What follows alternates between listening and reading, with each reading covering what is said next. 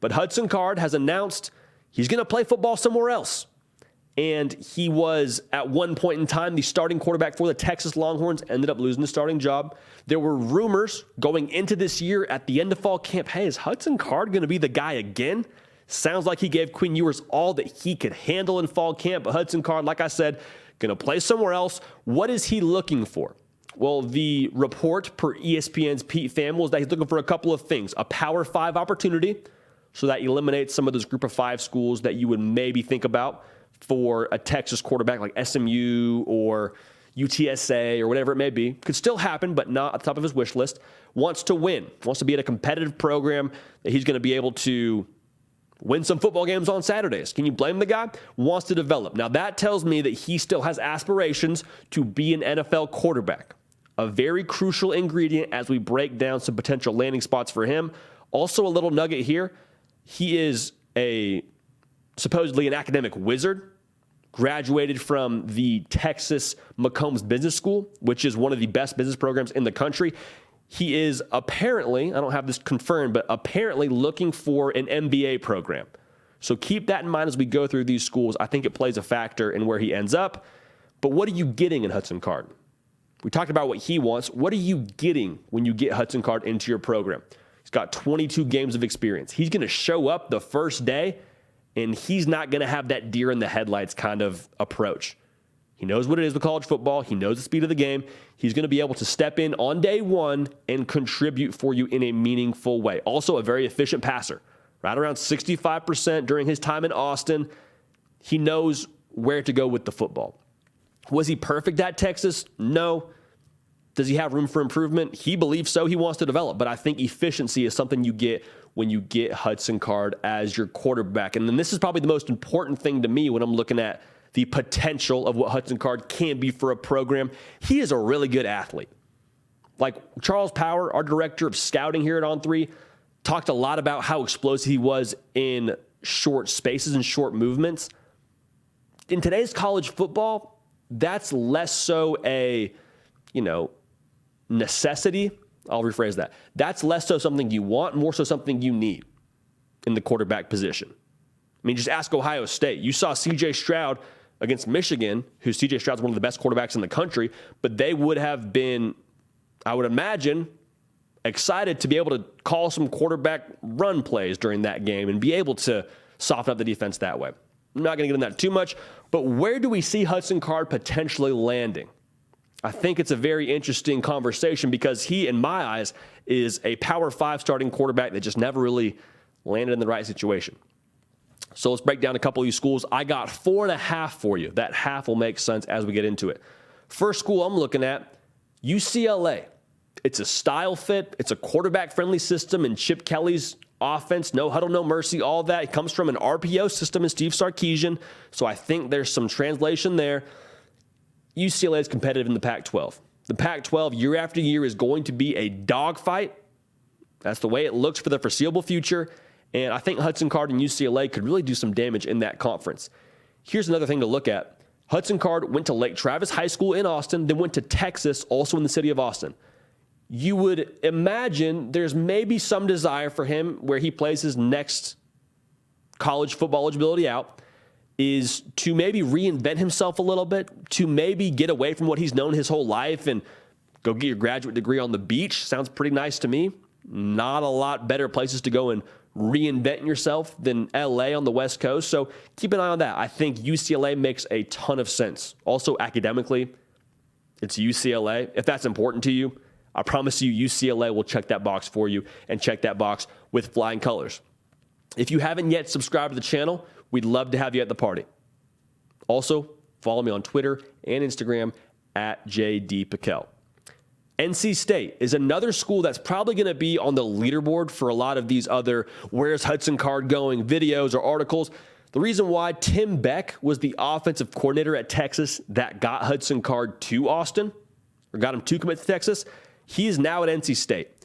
And when we look at these kids getting into the portal, the first place you got to look is, okay, where do they have previous relationships? Because at the end of the day, they commit to schools, yes, do recruits, but even more so, people commit to people.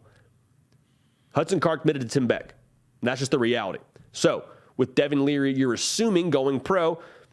NC State, consistently competitive in the ACC, could very much so see Hudson Card deciding to go play for Tim Beck again at NC State. Now, Notre Dame is another school that I'm looking at really closely. They, in my opinion, would be getting an upgraded version of Tyler Buchner if they were to get Hudson Card. Now, Marcus Freeman strikes me as a guy who is loyal to his players. I appreciate that. I love that he operates that way. But the reality is, for Marcus Freeman, after an 8-4 season, you have to win now.